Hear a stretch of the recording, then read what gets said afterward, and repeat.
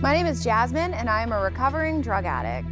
My name is Richie Farrell, AKA the Old White Junkie. And we are your hosts for Exit Team Nashua. Our mission is to bring recovery into the living room. Last year, over 72,000 Americans died of an accidental overdose. That's almost 200 Americans every single day.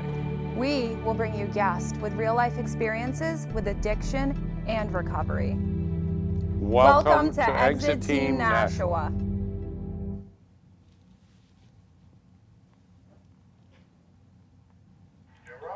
Hi, welcome to tonight's show of the Exit Team. I am Amy, aka, as Richie likes to call me, the Mermaid. Recovery advocate, yogi, woman in long-term recovery from heroin and alcohol, and I'm here filling in for Jazzy tonight because she is taking care of herself and, you know, having some self-care, which we all need and which is all very important in the recovery world. Tonight I have a very, very special guest with me. I'm very honored to have her on as my guest, and we're going to talk about a lot of great stuff tonight about, you know, hopefully sharing some hope about, you know, recovery and what that looks like on the other side. So here tonight is my mother, Marcia Cloutier. She is here. Hello. And I'm very grateful to have her on. And we're going to just talk about, you know, whatever kind of comes up. We're hoping to get some questions in from you guys. And yeah, so you'd like to introduce yourself? Hi, I'm Marcia, Amy's mom. We've had a long road for her in her recovery, but we've finally reached a point where it's amazing. We have a wonderful relationship now, and I'm just happy every day of her sobriety and all she's done to help everybody in the recovery family and her own family, and we are so grateful that she's still alive and with us. So I guess we'll start out, you know, just like always, I'll just identify a little bit. I am a woman in recovery. My sobriety date is August 5th, 2011. God willing, in a few weeks, I'll have 8 years clean and sober from all mind-altering substances, which is an absolute miracle. You know, about 10 years ago, I was homeless, sleeping on park benches. I was unemployable. I was, you know, unable to maintain any kind of relationships. You know, my parents talk about it, and I'm able to talk to them about, you know, what that was like. And, you know, in my career path and, you know, helping people in recovery, you know, I have to deal with a lot of families that were in the same position that my parents were. And we're really just hoping to show some hope tonight.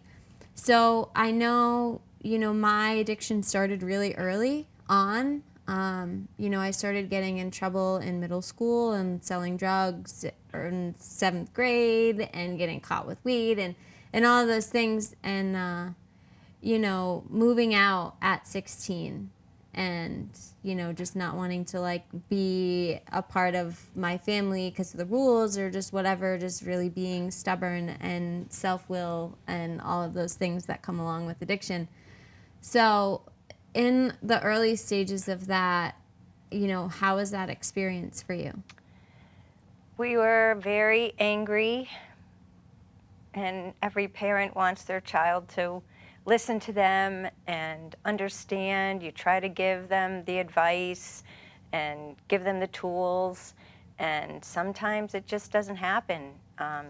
You had a lot of trouble with learning disabilities and dyslexia and behaviors at school, and we just really tried to help you in whatever way we can. And then when you moved out and would go to your friends' houses, and we would try, you know, talk to the parents and try to tell them it wasn't the right thing to let you stay.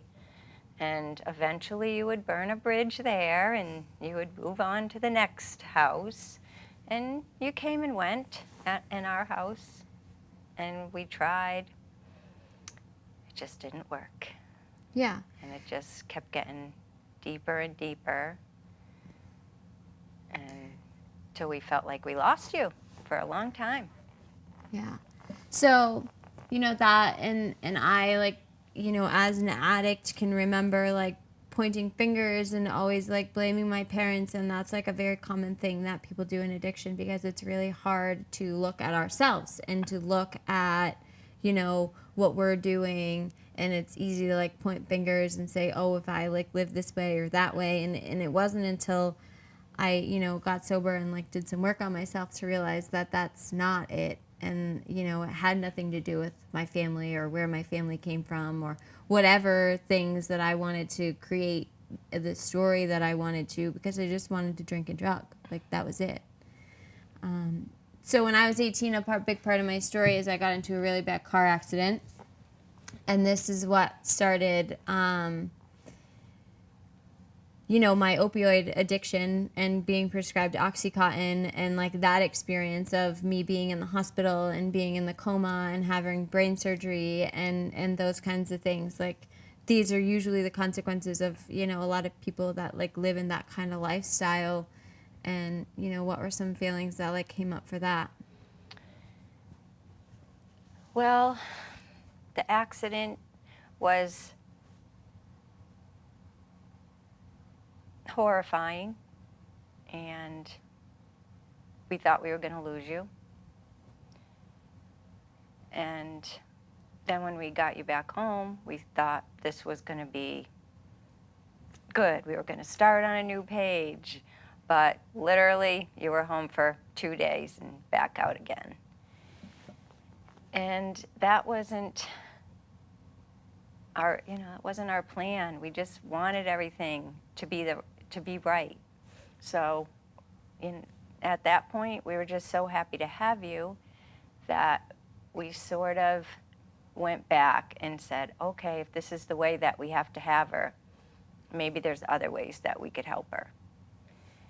And, we didn't live a straight life either.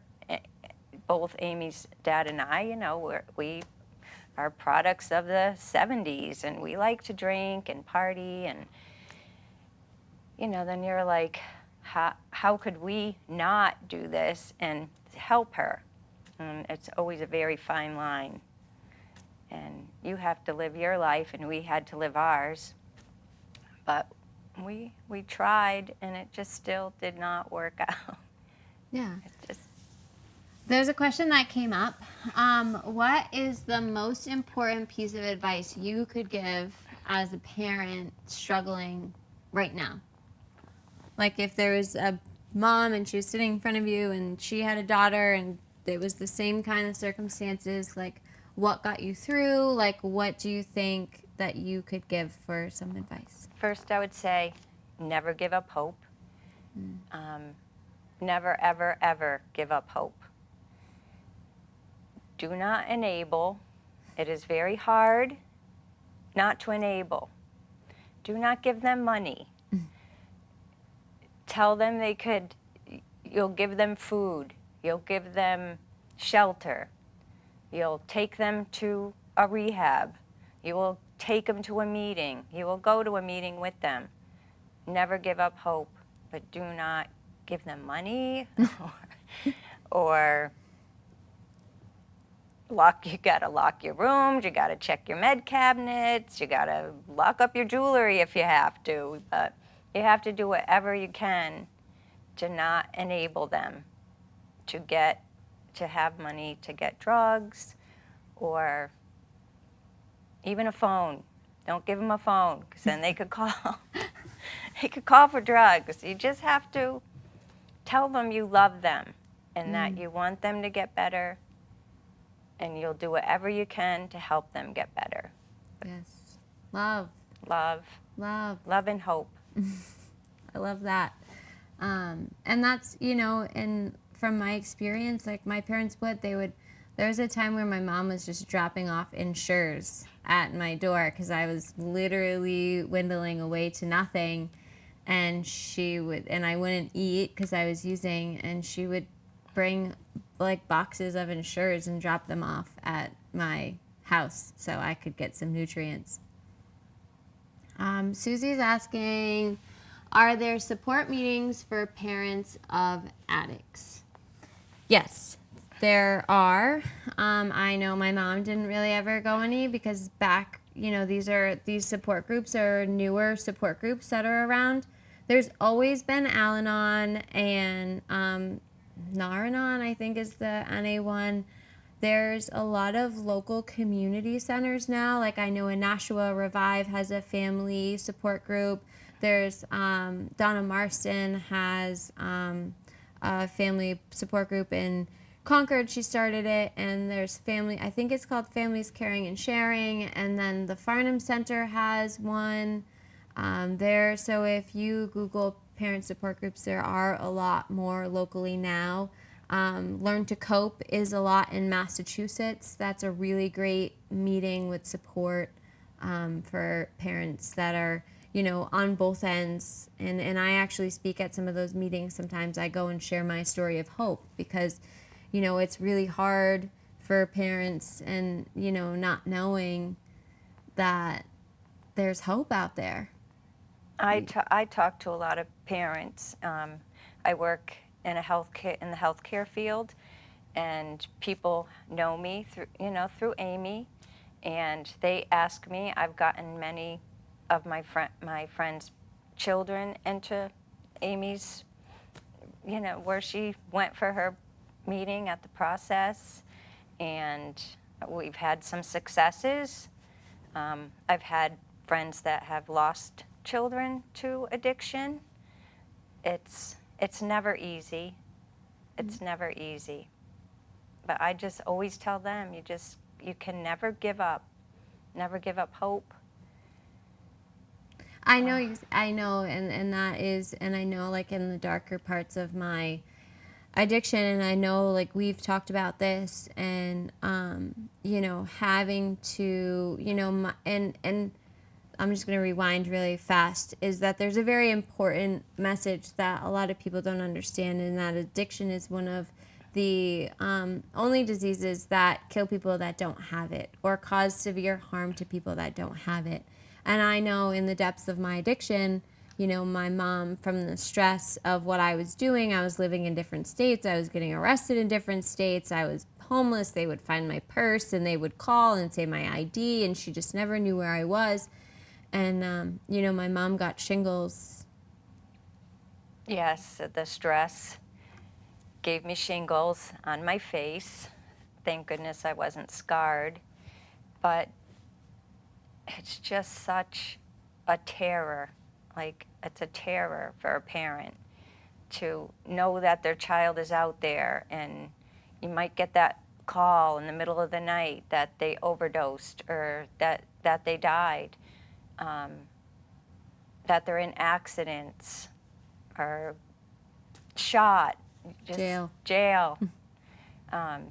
Amy was arrested in Miami, and we couldn't go to Miami. We didn't know anybody in Miami, and it was 5 days of pure terror, not knowing what was happening. But sometimes when they're in jail or in the hospital, you almost have a relief because you feel like, okay, maybe they're going to be safe for a few days. And then when they get out, then you're right back to square one. And I just am so happy that Amy reached that point. And it took a lot. I actually had to revive her at one point. She had overdosed and wasn't breathing, and I had to give her mouth-to-mouth until they got there with the Narcan. And they brought her to the hospital, and she actually left the hospital right then and there, and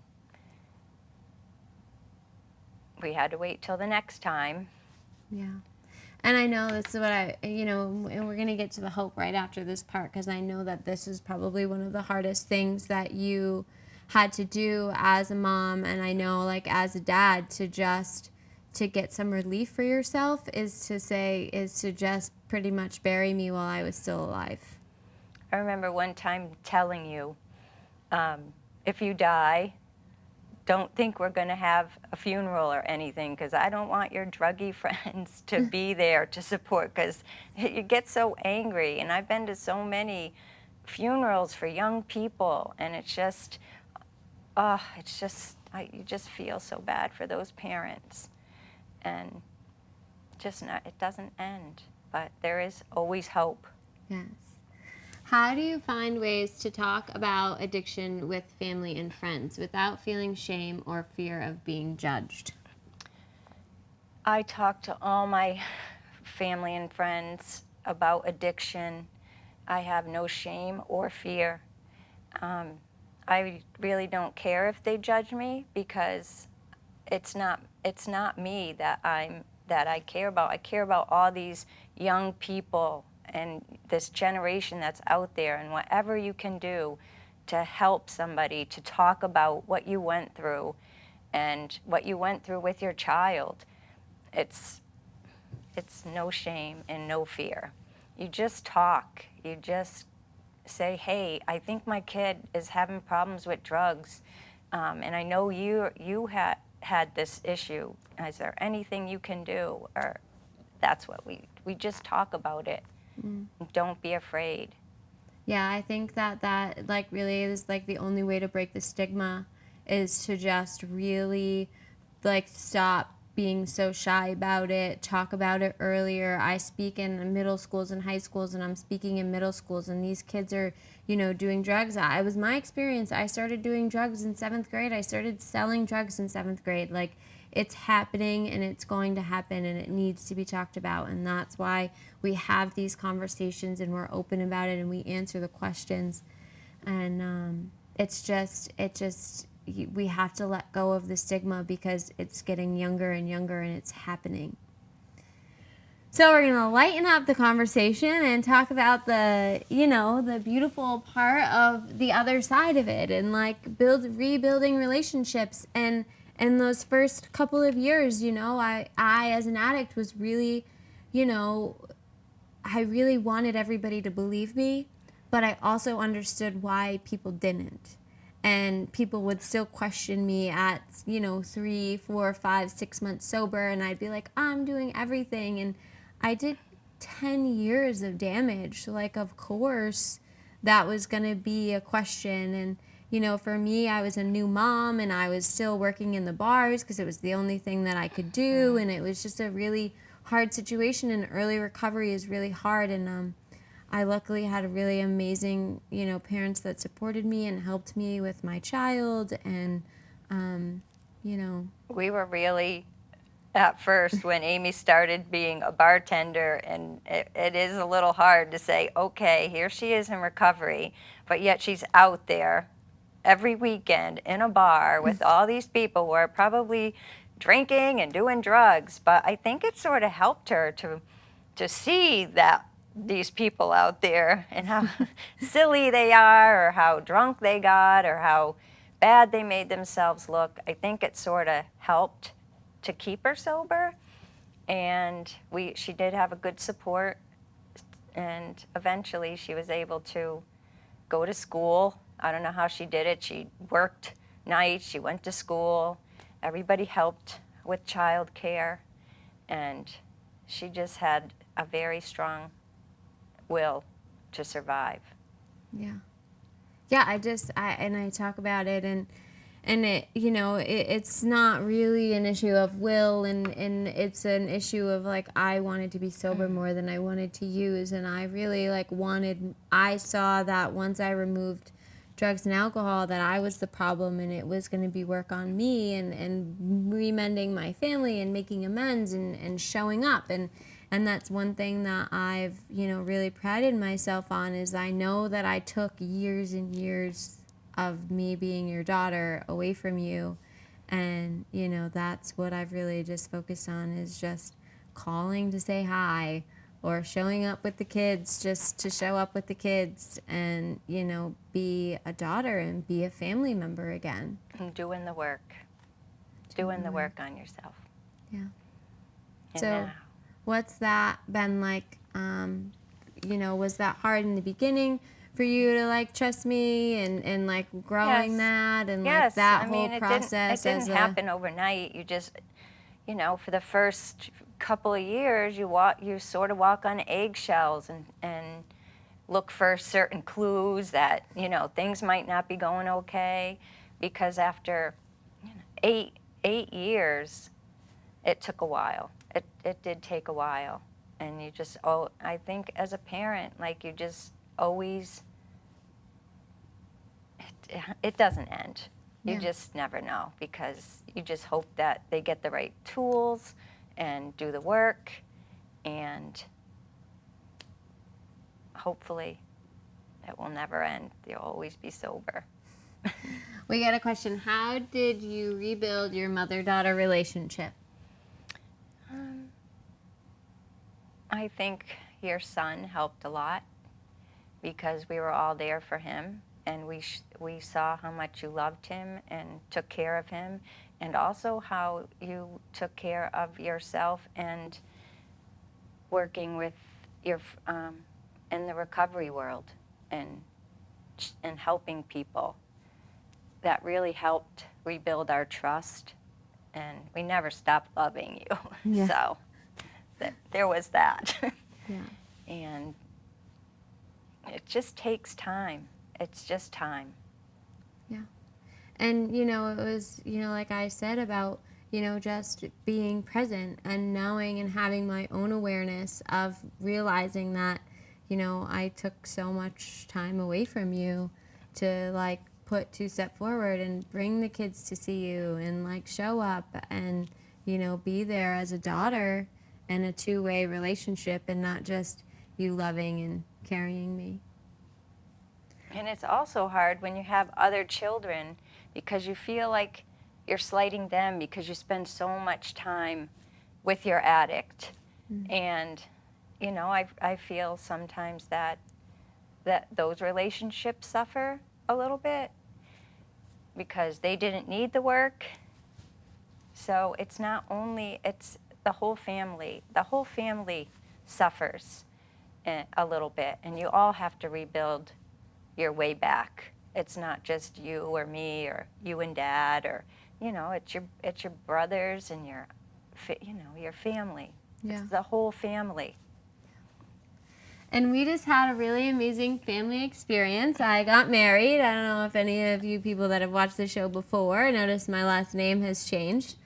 You know, we got to go as a family, and I found a man who loves me unconditionally, and we had another baby, and you know, we've been together for 5 years, and, you know, he has just loved me and showed me how to love myself, and my mom loves, my family loves him, and, you know, it hasn't always been easy, and I'm not the easiest person to love through all of my craziness.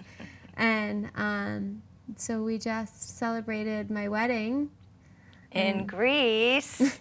It was amazing. It was such a fairy tale, because we've come so far, and we could have lost it all, and then to have Amy be present and sober and have beautiful children and a new beautiful family, it truly was a fairy tale. It's like nothing you could ever imagine, and you can just, it could happen. It could happen to anybody. You just have to have hope and do the work. Yeah. Do the work.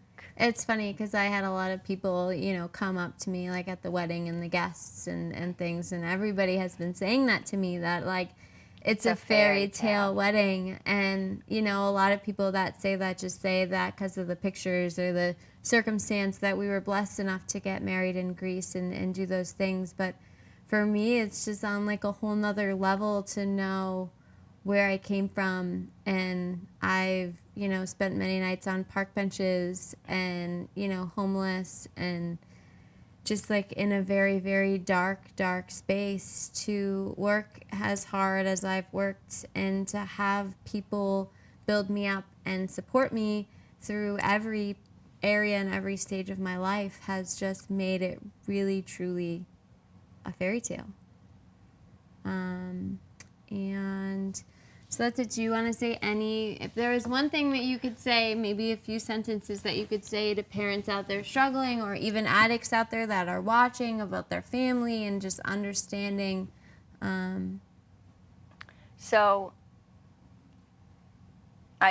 you've heard me say don't give up hope, but truly don't give up hope. If you feel like you need to reach out and go to meetings, talk to other parents and see what they did. Get help for you, because it damages you. It makes you not happy. It stresses your body. You need to take care of yourself. You need to take care of your addict in any way that you can. Get them help. There's help out there. Yes. Thanks, Mom. And that is true. And there's many local avenues for help. There's Rise Above in Nashua, which I'm connected with, and the Process Recovery Center. And then there's Revive, is the local community center in Nashua. And there is a local community center in most big cities that have support groups and meetings. And there's AA.org and Al-Anon.org and all kinds of 12-step fellowships. 12-step fellowships saved my life, and I am a firm believer in it, and really just any pathways. In the past few years, I've shifted my spiritual growth, and I'm opening a yoga studio here the end of September in Manchester. That's my new email address. If you have recovery questions or yoga questions or whatever it is, that's my personal email address. And, I'm really just hoping to, continue to spread the hope and spread the love, and realize that, we don't need to punish. Punish isn't going to work, right? Don't blame yourself. We've got to, keep loving these people up and showing them that no matter how far down you go, you can come back up. You can absolutely come back. There's hope. There's people on both ends of the spectrum that are here and ready to help. Thank you.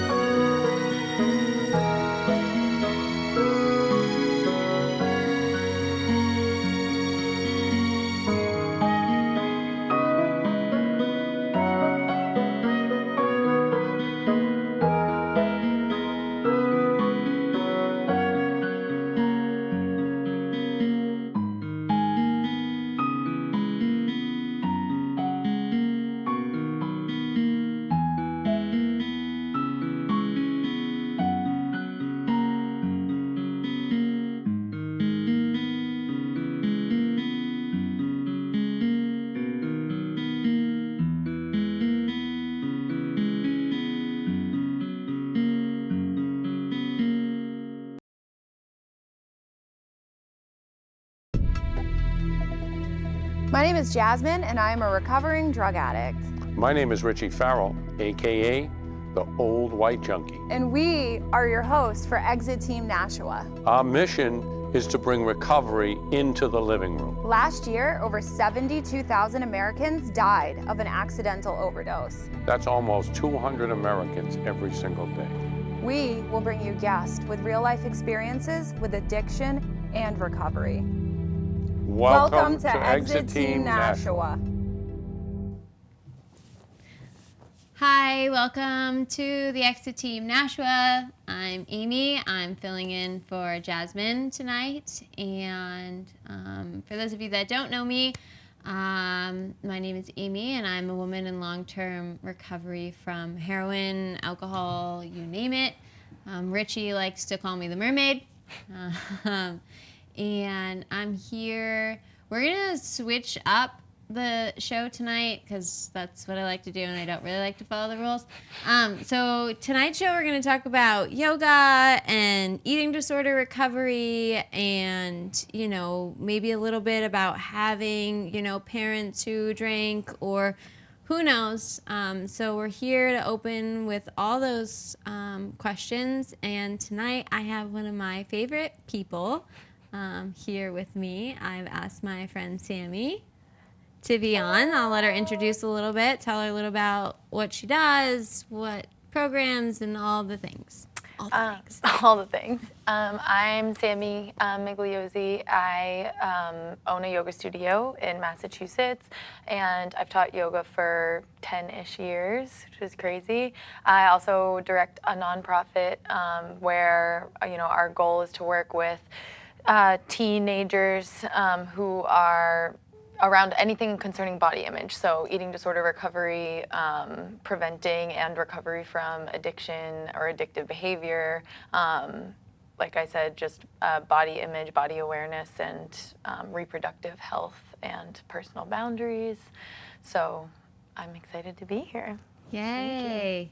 Yeah, the nonprofit is new. I'm actually on the board for the nonprofit. I'm super excited about it because I feel that, addiction and those kinds of things, and really all comes down to us learning as a child that we don't love ourselves and we compare ourselves. And, some people go one way and they go towards addiction, or, exactly. We'll talk a little bit about, your personal experience of, what got you passionate about helping people, or yoga with eating disorders. Yeah, exactly what you said. Like, it's all stems from the same, just being uncomfortable in your own body, and that manifests in a variety of different addictive behaviors, but it's all like a lack of self-love and, a lack of worthiness that comes from.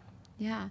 And sometimes it's not even from a parent, or, from it could just simply be society's idea of what we should look like, what we should be wearing, or, and then we, become so secluded, or seclude ourselves, or not feel good enough, or not feel worthy. So we turn to these other destructive behaviors. Yeah, absolutely. And it's not like an ego-driven thing. What you're saying is so true, that we are like a barometer almost for society when we see that things are messed up, especially as young kids. Like, in the world, we have this reaction almost as a control reaction, because we can't do anything else about it, to control our situation. And that's obviously why it shows up more with parents who are either addicts, or, narcissists, or just aren't available. And you often see these behaviors showing up in those kids more because they're so out of control of their situation that they turn to addictive behavior to regain control. Yeah. Yeah. Do you want to share a little bit about your, personal struggle, or what that looked like and how you got out of it? And Yeah, absolutely. I didn't have an awesome, easy time growing up, but nobody does, and my parents had their own faults and and issues that we were struggling with. They got divorced when I was young, and just my whole situation felt very much out of my control, like I was describing, and I felt very out of control of my body as well, because I was struggling with some health issues, and anxiety, depression, and physical health issues as well. And all of this kind of manifested as an eating disorder, pretty severe anorexia, because food and my, intake and exercise was the only thing that I could control. So it's so crazy. My mom recently moved, and I found one of my old journals, and like how I would log every single, item I put into my mouth, and like every single step that I took to try to like manipulate my, calories essentially to reach my goals, which were just arbitrary, ridiculous. They meant nothing. And looking back, that feels so far away now. But at the time, to have such stringent parameters was like my way of keeping things in order. And it's just so crazy to think how desperate we can be to like have that happen.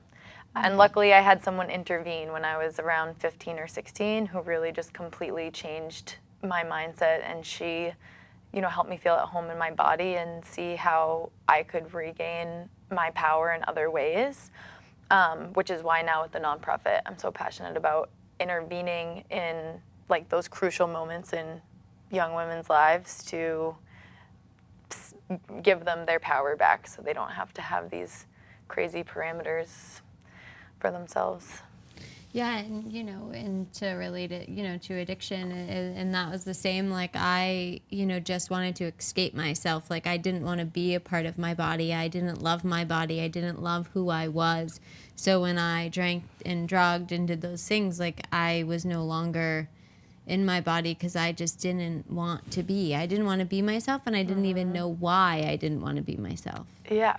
Yeah, the reason gets so far away from you, and like once you're in it, I mean, eating disorders have even a closer tie to like alcohol and drug addiction than I think people realize. Like the high that comes with starvation high, or like just how you can manipulate your brain with food is like so intense, and it's a physical addiction to that feeling in a really similar way. And once you're in it, you lose sight of how you got there in the first place. Like you're saying, like, why do I not like my body? Why don't I even want to be in there? And it's just about survival at that point, I remember thinking, like, there will never be a day that I don't think about food 24/7. And that became almost suicidal at that point, because the idea of an existence that was like just about the next meal was like exhausting. And I get it, because that's like how I was as an addict, like just constantly thinking about when, even if I had the drug in front of me or the drink in front of me, it wasn't even about that. It was like, oh, I have to do this. How am I going to survive? Right. And it's that existence of like, why am I even living in this existence? Right. And I know for me, and I've worked with, hundreds of women through, my recovery work, and a lot of women, that's where their addiction starts. And a lot of them have eating disorders on top of addiction. And, once you do a lot of drugs and drink and do those things, like you don't want to eat, so you get the shape that you think that you want to be, and through doing the pills, the Adderall, the cocaine, those kinds of outside substances, they realize in their eating disorder that will help them support them. It's so closely tied, and it's crazy that eating disorders, the difference I feel like is the societal like stigma around drug and alcohol addiction is so apparent, and around eating disorders it's so like socially acceptable, in a lot of ways. You and I talk about this all the time, like that it's totally normal if a woman makes a comment about her weight or about her body, or a self-deprecating comment or even joke, or talks about dieting and calorie restriction, like all of that is just what is expected of us, like as women, and we're not calling it out as like addictive and dangerous behavior. And that's, you know, such a huge difference, is that we need to start calling it out for what it is, and there should be just as much support and recovery around it as there is hopefully starting to be for drug and alcohol addiction, because it's crazy to think of, like, you know, obviously there are major differences, but the fact that one of them is just flying so undetected and right in front of our faces, and that it's just so normal for moms to like say to their kids that, you know, oh, you're getting a little chub, you know what I mean? Just really unhealthy conversations around food, and not even being aware that that could potentially be causing harm. Right. You know, because it's like, oh, my mom's saying that I'm getting fat, or oh, my friends are saying it, so, you know, what do I do? Because then what am I supposed to talk about? Like, and then I'll just restrict my food, or, you know, whatever. It's just the language that has become so, you know, the fasting, like fasting isn't good for women. Right. And we have all these stars that are saying that they're, you know, not eating for 18 hours. And, you know, the proven fact, and we talked about this a few weeks ago, that any scientific fact is actually proven on men and not on women. Yeah. Honestly, it is, now that I'm thinking about it, almost as like out in the, like, you know, hidden right in front of our faces as like mainstream or socially acceptable alcohol addiction, which I know you call out all the time, where The wine culture. yeah, wine culture, like where like it's totally fine for moms to make, and I know we're calling out moms pretty hard, but just, you know, people in general to make comments about really needing a drink because parenting is hard, or, you know, relying on wine to get through the day. And these are also comments that we like shouldn't be normalizing, and it's just it's setting us up to really be not addressing what's actually happening, whether we're channeling our anxiety, fear, and lack of self-worth into alcohol or into a eating disorder, dietary restricting. Like, it doesn't matter the path. Like we said, it's all coming from the same inability to look and address it, like what the internal stuff is. And I think that's the biggest thing that we're missing in all of this, is that people are disconnected. They're disconnected with self, and they have all these different avenues to, you know, to mask that with eating disorders, wine, alcoholism, pills, you know, Xanax. The doctor prescribed me Cloutier because I was getting anxious. And we're not actually identifying and healing what's going on inside of ourselves. Yeah. And I know you know, obviously, you know, my story started with 12-step and recovery from my alcoholism, but the alcoholism wasn't the problem. The Right. drugs weren't the problem. The food wasn't the problem. The problem was, how do I learn how to have that relationship with myself? And for me, when I was about, you know, 5 years sober, I was really struggling with like taking on too much and, you know, helping more people than I was helping myself. And I got really into yoga. Yeah. And I know that we have similar, you know, experiences with that. And I'll have you share yours, and then, you know, we can talk about that a little bit more. And questions about yoga or how that's helped, we're open to any questions from the audience. Yeah. Yeah, I mean, that's where the 12-step programs and yoga have so much crossover, as you know, is in addressing, you know, looking in the mirror and being willing and like eager to get to the bottom of things and be like really get to know yourself on that level, probably for the first time for most like adults. So, you know, yoga was completely a mirror for me. I couldn't go to a class and do physical things with my body and also sit in meditation and be in denial about my eating disorder or like how poorly I was treating my body. It was just like so blatantly in front of me on my mat that it forced me to like look at it and first of all admit how badly I was treating myself, and then decide, first of all, forgive myself, and then decide like what I wanted to do about it. And as I worked through my eating disorder, I got to see that reflected on my mat as well, like how far I had come, how my body felt stronger and healthier and more empowered, and also my mind was calmer, and I was getting to know myself and become comfortable in my own mind and my own body, and it also gave me a spiritual practice.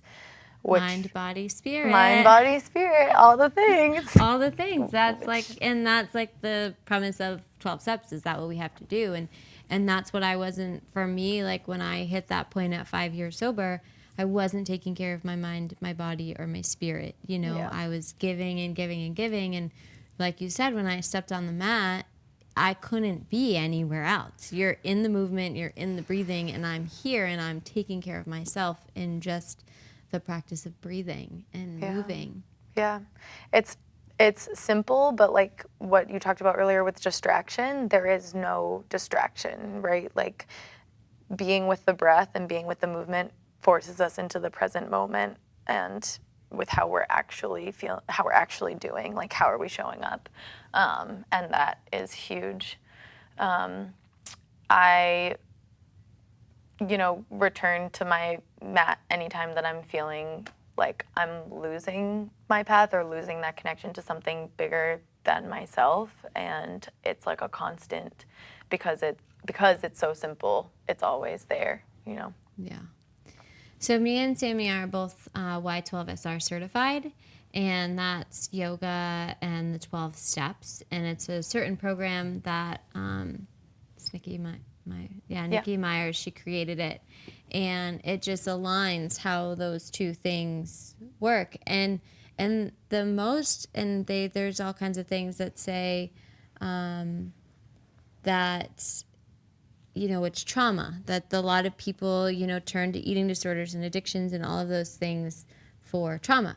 And, what we learned through the Y12SR program is that we're constantly affected by trauma. And we do some workshops sometimes together around this. And one of the favorite things that you said in the last one that we did was, we're on our phones and we're like in these Facebook arguments, or we're in an argument with our boyfriend, or we're in an argument with something, and that trauma is happening to us, and people are just staying still and they're not moving. And it's just so true that like these things, our issues lie in our tissues. Yes.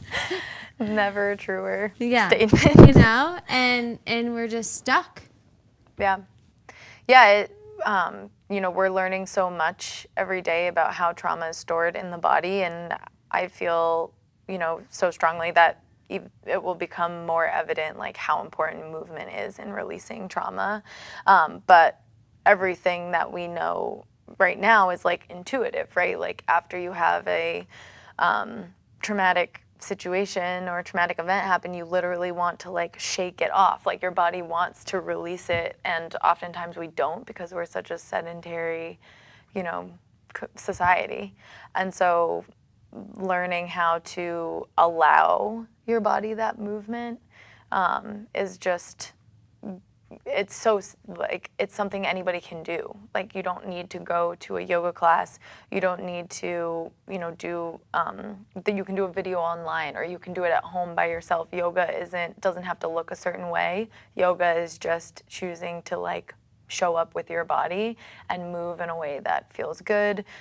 Pay attention to your breath, like just sitting with yourself, right? Yoga means union of mind, body, spirit. Like we're talking about, there's no one way that needs to look. So however you find it accessible for you, it's going to have a beneficial effect. Yeah, and we got a question from the audience, is yoga expensive? And, you know, and we were just talking about this, and, you know, some yoga, you know, things like that, you know, you pay for the membership because, you know, you want to talk about that a little bit? Yeah, I feel, like I said, yoga is something you can do, anybody can do anywhere, anytime. So choosing to pay, you know, to have an instructor is a privilege that we have, like in this country where we live and in the area that we live. Being able to join a nice studio with like well-educated instructors is a privilege. But when we look at everything else that we're spending our money on, right, like whatever we're choosing, phones, clothes, cars, like coffee, Starbucks. yes, like all the things that, you know, we choose to indulge in. Yoga is so cheap compared to what you get out of it, which is peace of mind and like transformative effects. Like it's completely worth it to have that well-educated, you know, instructor guide to be a constant in your daily life. Yeah. And there is community meetings, and I know at Revive in Nashua they have, you know, yoga teachers and certain yoga meetings that they do, and a lot of yoga studios and yogis like do have like monthly community meetings that offer like sliding scales, or I know that you have a sliding scale fee at your studio if people contact you and say they're in some sort of hardship and working. Yeah. So. And you will have that at your studio I will have too? that at my studio. I'm actually building an actual 12-step that you can like bring your chip in and get like free yoga meetings. I'm actually coming up with that program, what that's going to look like for people in recovery. And that's all avenues of recovery. Like I feel like, you know, we're all just so focused on addiction being drugs and alcohol, but food is an addiction, and food kills people, and heart attacks and overeating and all of these things. And it's not just, you know, there's shopping addictions, there's all kinds of addictions and bad behaviors,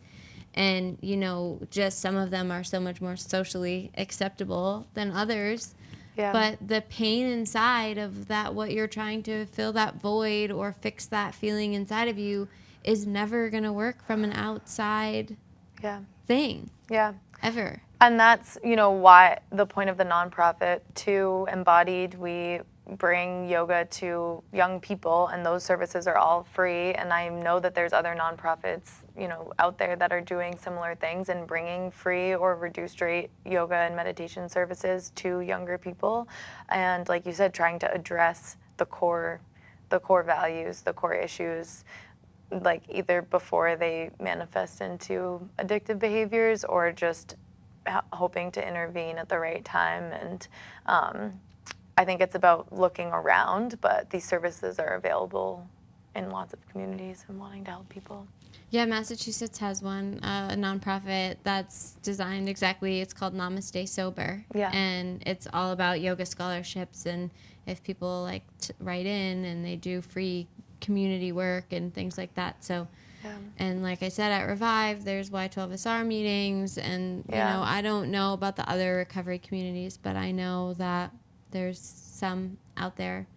But, you know, like Sammy said, to answer the question, some studios, yes, but it's because it's just like going to having an instructor for anything. When you go to the gym and you have a personal trainer, that those things cost money because they're educated to guide you through, you know, the actual like movements to make sure you're not harming yourself and those kinds of things. Yeah.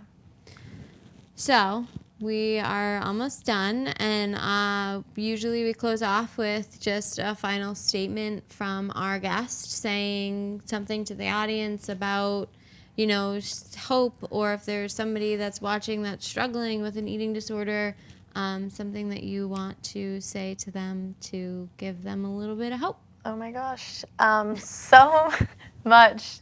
No, just that the same as drug and alcohol recovery, for eating disorder recovery, there is so much hope. Like I said earlier, used to not be able to envision a day where I would live without my eating disorder, and I've lived without it for 6 years now, and I don't ever, I never have to be uncomfortable in my body as long as I keep up my practice, and that is just like a magical thing.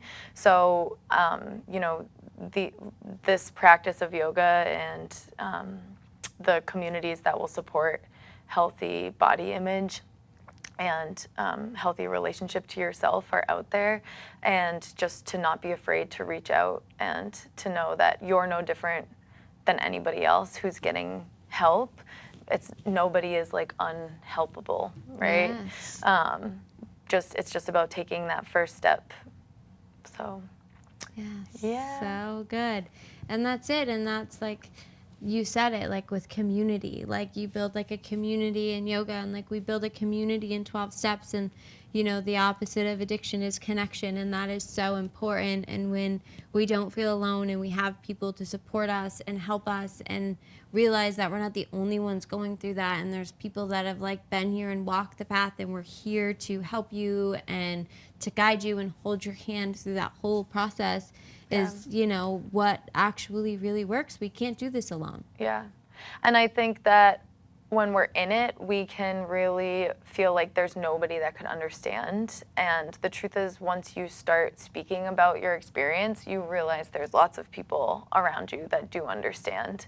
And there's so much power in that, being able to be honest and lean on each other. And that just takes a little bit of bravery, to be able to be honest about where you're at. And I think that we think we'll be judged, or that that we will be different than everyone. And the truth is, it gets us where we want to go. Yeah. To being recovered. To being recovered. And Sammy has an amazing studio in Salisbury. It's one of my favorites. I go all the time. It's called The Cure. Thank you. And she just is now opening up a new one in Portland. And I'm also opening up a yoga studio in Manchester called Sacred Moon Healing Centers. We will be a little bit more than yoga. We'll have float pods and massage and Reiki, really just all the just that thinking outside of the box ways to heal. So you can catch us there if you have any questions, our information or email. And, Sammy's the same. We'll just help in any way that we can. And we'll end it with just knowing that there's help and there's hope, and you don't have to do it alone. Thank you. Thank you.